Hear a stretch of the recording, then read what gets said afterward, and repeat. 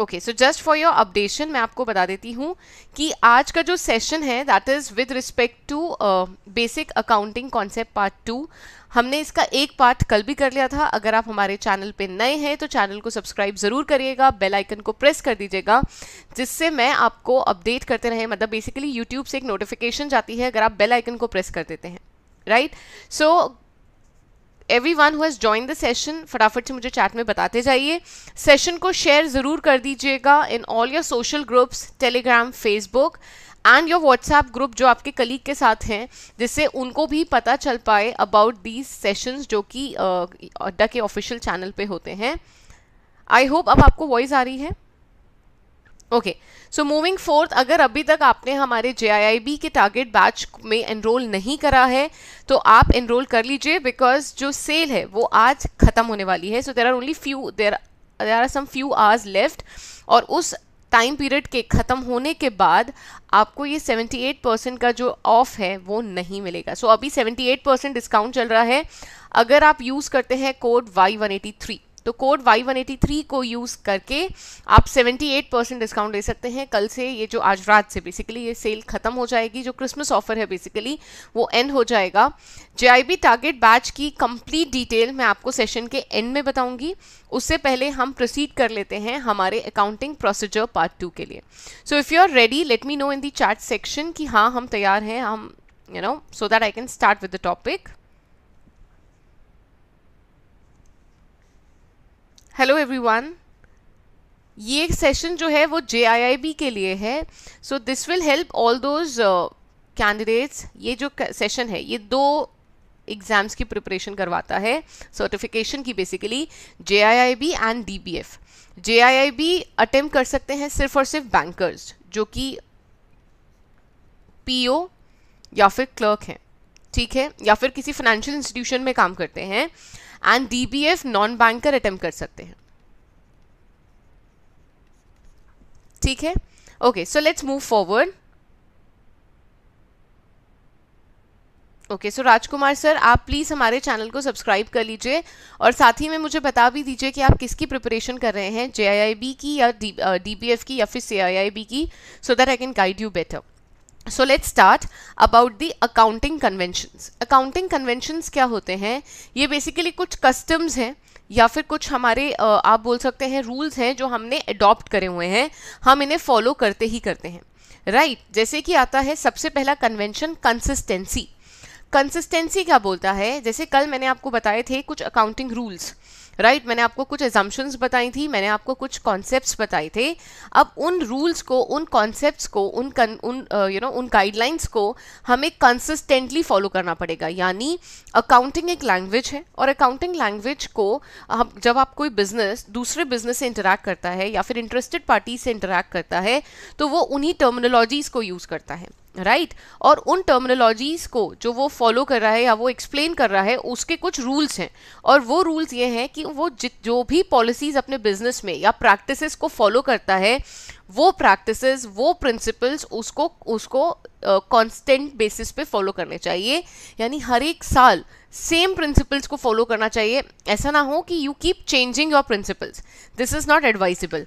तो आपके जो अकाउंटिंग प्रिंसिपल्स हैं, आपकी जो पॉलिसीज़ हैं, आपके जो प्रैक्टिसेस हैं, दे should be followed consistently, right. तो पहला कन्वेंशन क्या बोलता है? अकाउंटिंग पॉलिसीज़ को, प्रैक्टिस को आपको कंसिस्टेंटली एंड यूनिफॉर्मली फॉलो करना पड़ेगा from one period to other, ठीक है। देन सेकेंड कॉन्सेप्ट आता है कंजर्वेटिज्म, राइट। अगर आपको पहले वाले में कोई डाउट नहीं है तो हम आगे बढ़ते हैं and will come on to conservatism. Conservatism बोलता है this concept requires that the business transaction should be recorded in such a manner that profits are not overstated. So conservatism या फिर कंजर्व नेचर का होता है ना, मतलब थोड़ा सा नैरो माइंडेड होना, संकीर्ण सोच रखना। ये बहुत सिंपल है, ऐसा हमारे घर में भी होता है, ठीक है। देखो, कंसिस्टेंसी आप ऐसे समझ सकते हो, घर से मैंने आपको बोला है, अकाउंटिंग बहुत ज़्यादा रिलेट करता है हमारे घर के एटमॉस्फेयर से। जैसे हमारे पेरेंट्स हमको क्या एडवाइस करते हैं, या एनी पर्सन जिससे भी हम स्टडी कर रहे होते हैं, तो हमें क्या बोला जाता है कि स्टडी कंसिस्टेंटली होनी चाहिए। मतलब एक दिन बहुत ज़्यादा पढ़ लिया, अगले दिन बिल्कुल भी नहीं पढ़ा, नहीं ना, आपको कंसिस्टेंटली सेम लेवल पर प्रैक्टिस करनी चाहिए। कंजर्वेटिज्म क्या होता है, खासकर जो हमारी मम्मियाँ होती हैं वो हमसे क्या बोलती हैं कि आप अपनी सक्सेस, राइट, जैसे आपका फॉर एग्जाम्पल सिलेक्शन हो गया, इंटरव्यू लेटर आया है बट अभी ज्वाइनिंग डेट नहीं आई, आपकी मम्मा आपको बोल सकती हैं कि भाई अभी ज़्यादा लोगों को मत बताओ, राइट, जब तक सिलेक्शन, मतलब सिलेक्शन तो हो गया है लेकिन जब तक ज्वाइनिंग नहीं मिल जाती या फिर आप वहाँ पे फर्स्ट डे ज्वाइन नहीं कर लेते तब तक लोगों को मत बताओ। या सिमिलरली कोई भी अच्छा काम जो होता है हमारा, हम कोशिश करते हैं लोगों को थोड़ा बाद में बताएं जब वो पूरा हो जाए। होता है ऐसा क्योंकि हम लोग मानते हैं कि भाई नजर लग जाती है, राइट। सेम कॉन्सेप्ट यहाँ पर है। कंजर्वेटिज्म कहता है कि आपके जो अभी नोशनल प्रॉफिट्स हैं, ठीक है, नोशनल प्रॉफिट्स का मतलब क्या होता है, फ्यूचर प्रॉफिट्स, एंटिसिपेटेड प्रॉफिट्स, अनुमानित प्रॉफिट कि वी बिलीव कि आगे प्रॉफिट होगा, राइट, दैट इज वो ऐसे अनुमानित प्रॉफिट, एंटिसिपेटेड प्रॉफिट्स को हमें नहीं दिखाना। अगेन, जो भी एंटिसिपेटेड प्रॉफिट्स हैं, जो आपको लगता है हो सकते हैं, अभी हुए नहीं हैं, हो सकते हैं, ऐसी चीजों को हम नहीं दिखाएंगे। लेकिन अगर हमारा कोई नुकसान हो गया है तो हम उसे पहले से ही बता देंगे। अब आप बताइए, हमारे घर की जैसी कहानियां हैं, right. So same conservatism concept कहता है कि बिजनेस में जो भी प्रॉफिट्स हैं उनको तभी रिकॉर्ड करेंगे जब वो एक्चुअल में रियलाइज हो जाएंगे, ठीक है।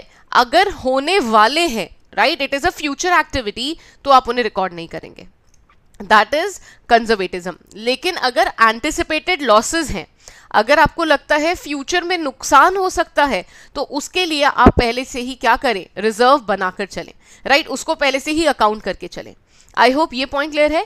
सो कंजर्वेटिज्म बोलता है कि अगर कोई भी ऐसा प्रॉफिट है जो आपको फ्यूचर में होगा, अनरियलाइज्ड है, अभी तक रियलाइज नहीं करा है आपने, तो आप उसे अपने बुक्स ऑफ अकाउंट में, अपने बही खातों में नहीं लिखेंगे, right. But if there is a loss, there is an anticipated loss, मतलब अनुमानित घाटा हो सकता है, तो आप उसके लिए पहले से ही प्रोविजन करके चलेंगे। सो आई होप यहां तक सबको क्लियर है।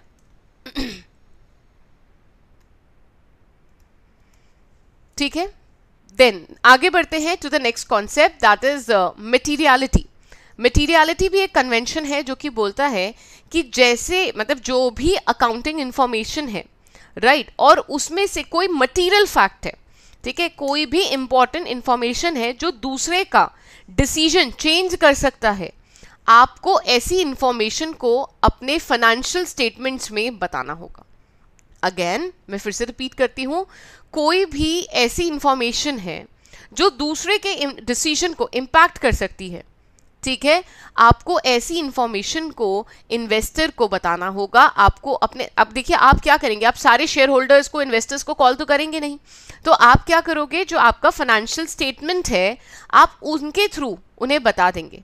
तो मटीरियलिटी क्या बोलता है कि आपकी अकाउंटिंग इंफॉर्मेशन में अगर कोई ऐसा फैक्ट है जो दूसरे के डिसीजन को इन्फ्लुएंस कर सकता है, यानी इम्पैक्ट कर सकता है, ऐसी सारी इंफॉर्मेशन को आपको अपने फाइनेंशियल स्टेटमेंट में बताना पड़ेगा। फाइनेंशियल स्टेटमेंट क्या होता है, व्हाट इज फाइनेंशियल स्टेटमेंट, जो कि हमारी ऑर्गेनाइजेशन की फाइनेंशियल साउंडनेस को, ठीक है, या फिर फाइनेंशियल परफॉर्मेंस के बारे में बताता है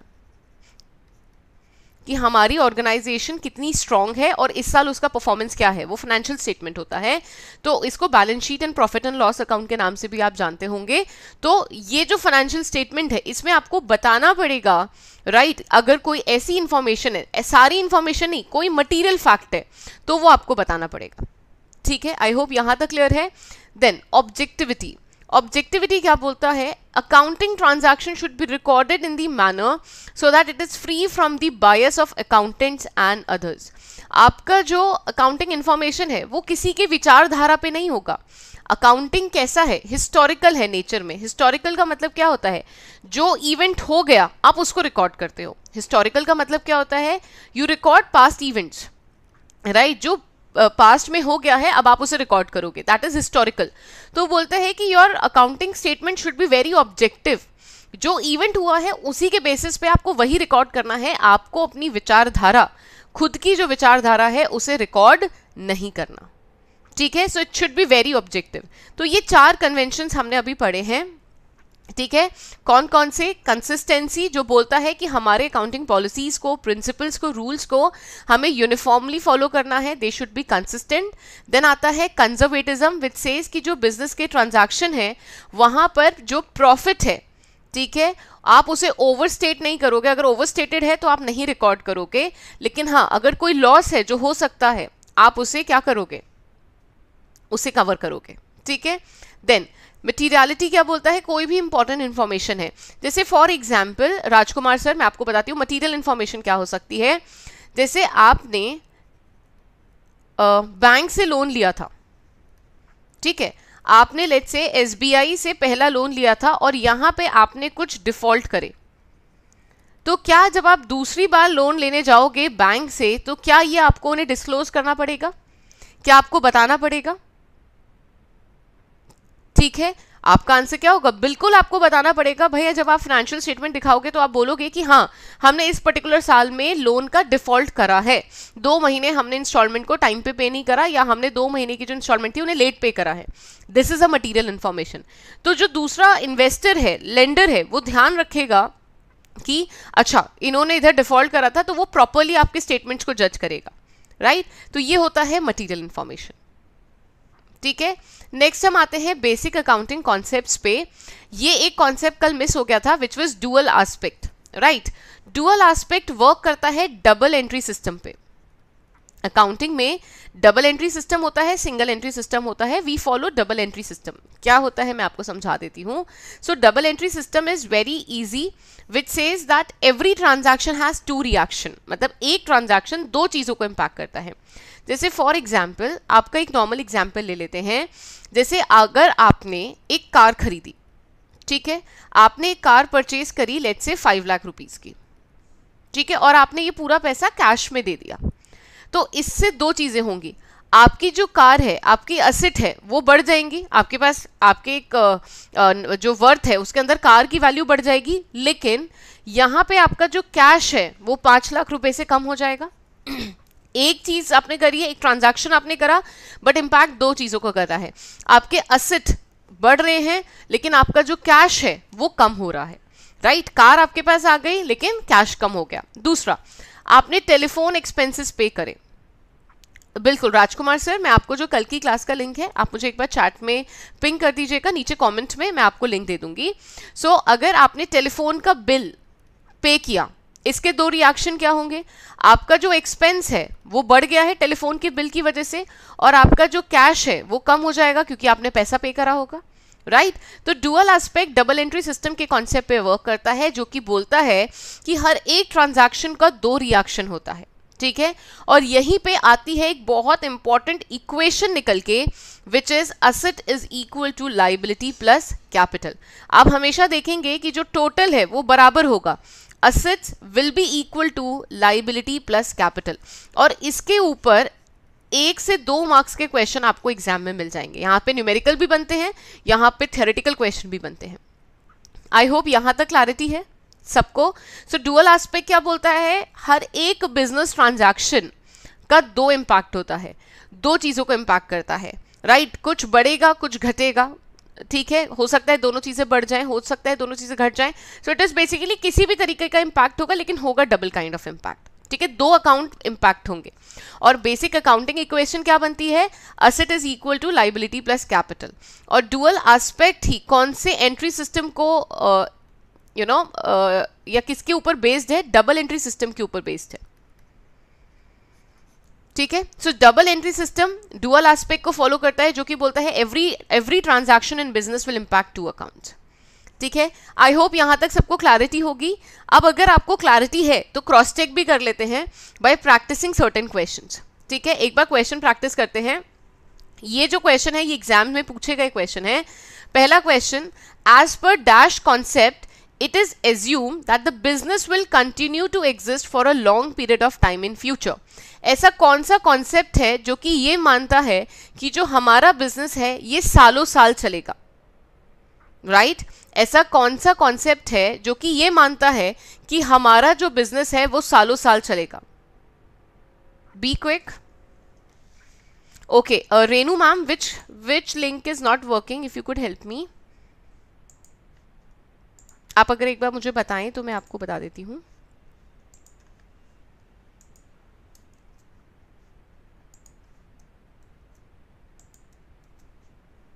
अगर नहीं तो आप ये लिंक ट्राई कर सकते हैं, this would be working. Very good. तो हमारा बिजनेस सालों साल चलेगा, ये कौन सा कॉन्सेप्ट कहता है? Going concern concept. ये हमने कल पढ़ा था। गोइंग कंसर्न कॉन्सेप्ट बोलता है कि हमारा जो बिजनेस है वो सालों साल चलेगा, उसमें कोई भी दिक्कत नहीं आएगी। ठीक है। Then the accounting equation asset is equal to liability plus capital is due to the application of which of the following accounting concept? जो हमारा कौन सा ऐसा अकाउंटिंग कॉन्सेप्ट है जहां पर हम अप्लाई करते हैं accounting equation asset is equal to liabilities plus capital? Hello Ruchit sir, which is that accounting concept? Conservatism है, कंसिस्टेंसी है, बिजनेस एंटिटी है, या फिर डुअल एस्पेक्ट है? What is the correct answer?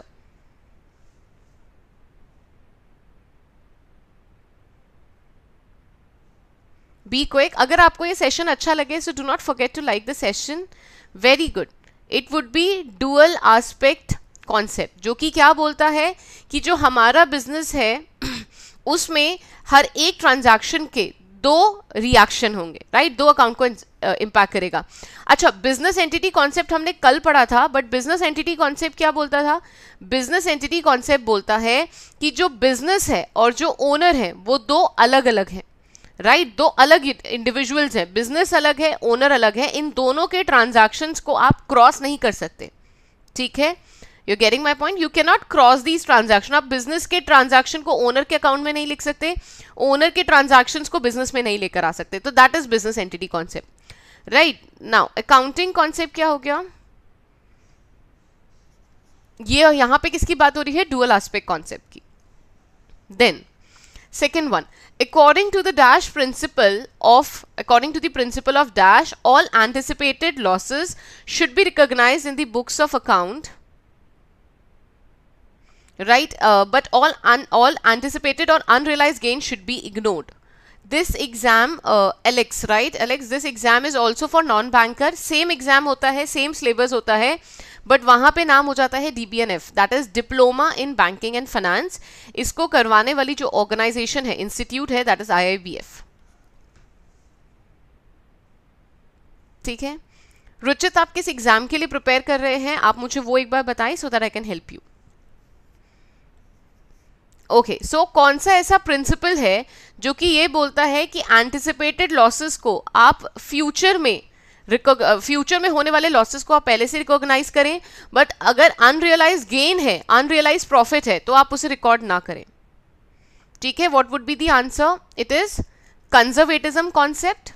ऐसा किसने बोला? अभी जस्ट हमने पढ़ा था, इट इज कंजर्वेटिज्म कॉन्सेप्ट, जो कि बोलता है कि आपको लॉसेस को आप रिकॉग्नाइज कर सकते हो, लेकिन एंटिसिपेटेड अनरियलाइज गेन को रिकॉर्ड नहीं कर सकते हो। ठीक है। Then concept of dash requires that the same accounting method should be used from one accounting period to the next. कौन सा कॉन्सेप्ट ये बताता है कि हमें सेम अकाउंटिंग मेथड को हर साल एक पर्टिकुलर पूरे अकाउंटिंग पीरियड में यूज करना चाहिए, बीच में चेंज नहीं करना चाहिए। विच इज दैट कॉन्सेप्ट? आप NCERT को रिफर कर सकते हैं, लेकिन अगर आप JIIB की प्रिपरेशन कर रहे हैं, DBF की प्रिपरेशन कर रहे हैं, तो आप उस केस में मैकमिलियन की जो बुक आती है आप उसे रिफर कर सकते हैं।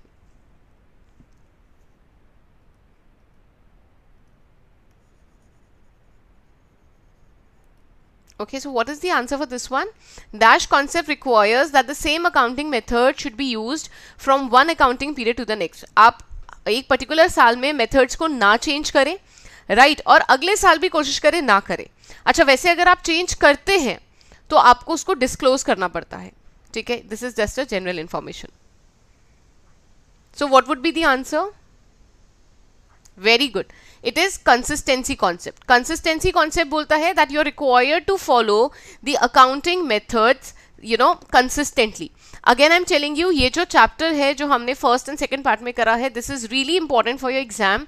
और यहाँ से कम 2 से 3 मार्क्स के मिनिमम क्वेश्चन आते हैं, इतना आता ही आता है, हर पेपर में आता है। ठीक है। Then the system of recording transaction based on dual aspect principle is called the consistency concept, business entity concept, matching concept, double entry system. तो जो हमारा डुअल एस्पेक्ट कॉन्सेप्ट है, राइट, वो किस सिस्टम के बेसिस पे वर्क करता है या कौन से सिस्टम के बारे में बात करता है?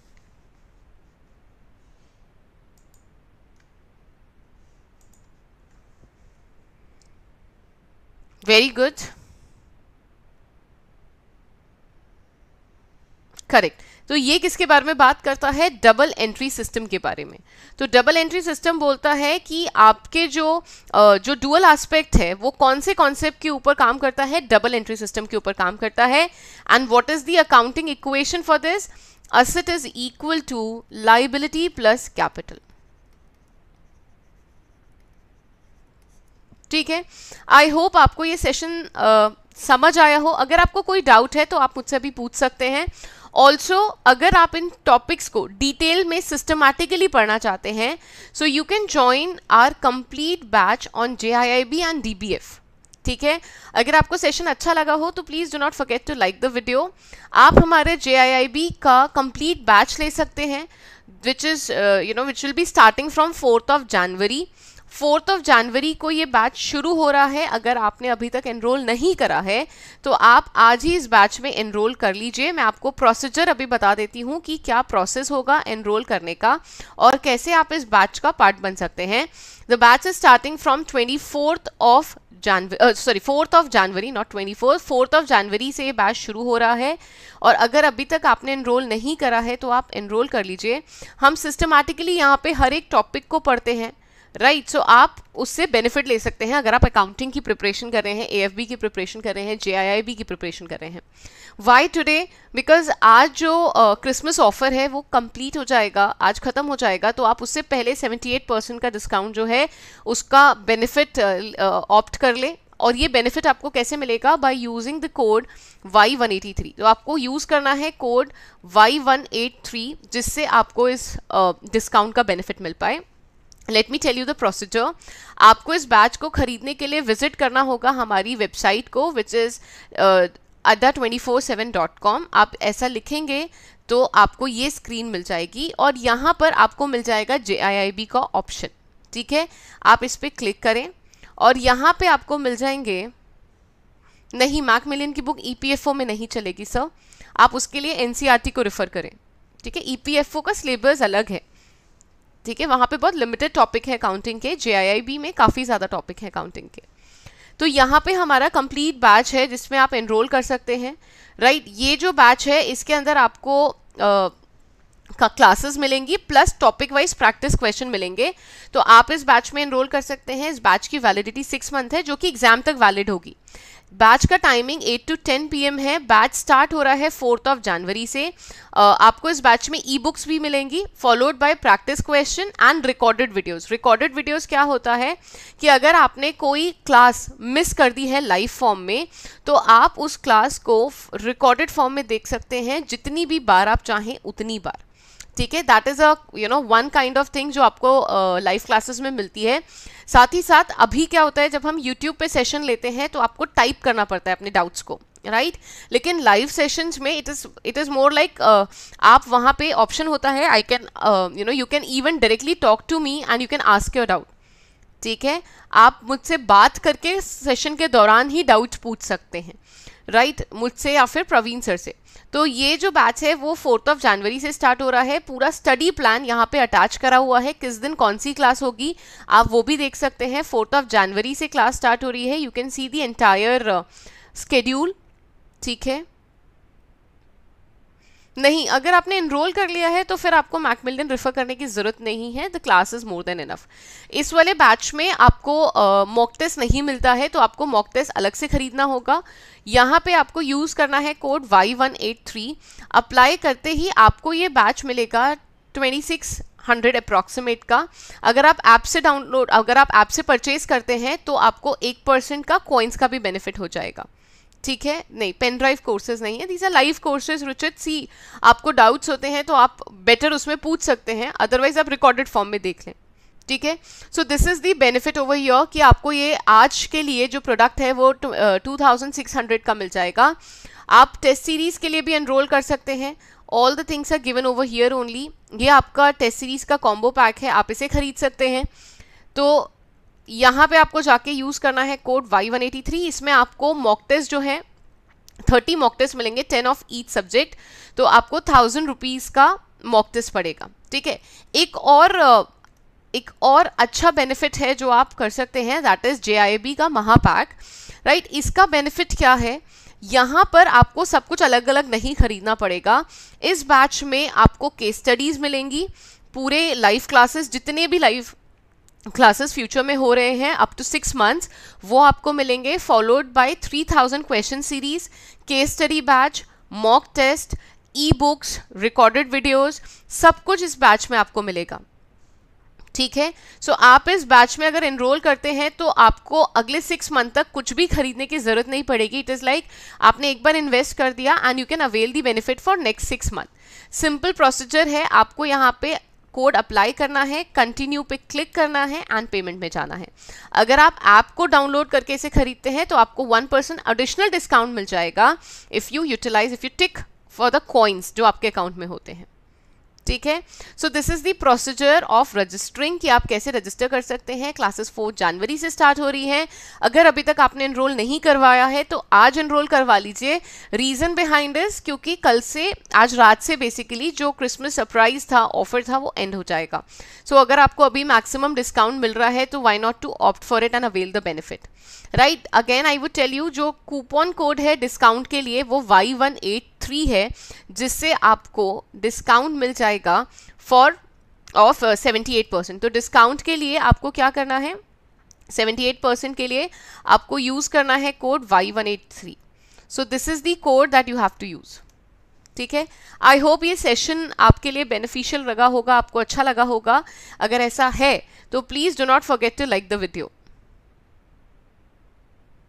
ठीक है। मैं ऐसे रेगुलर सेशन करती रहती हूँ। अगर आपको इसका पार्ट 1 देखना है, आप प्लीज़ मुझे नीचे एक बार कमेंट में बता दीजिएगा, मैं आपको लिंक दे दूंगी। So thank you everyone. Okay, आप राजकुमार सर पूरा स्केड्यूल देख सकते हैं, वहाँ पे अटैच है। सारी क्लासेस का जो टाइम पीरियड है वो सब कुछ आपको दिया होगा, रादर किस दिन कौन से टॉपिक की क्लास होगी वो भी डिफाइंड है। बस आप स्टडी प्लान पे क्लिक कर लीजिएगा, आपको सारी डिटेल्स मिल जाएंगी, ठीक है। So thank you everyone for joining this session and मैं आपसे आगे मिलूंगी। अगर आप CIIB के प्रिपरेशन कर रहे हैं तो आज उसका सेशन है 6:15 पर, आप CIIB के सेशन के लिए भी ज्वाइन कर सकते हैं, ठीक है। Thank you, bye bye, have a good day ahead.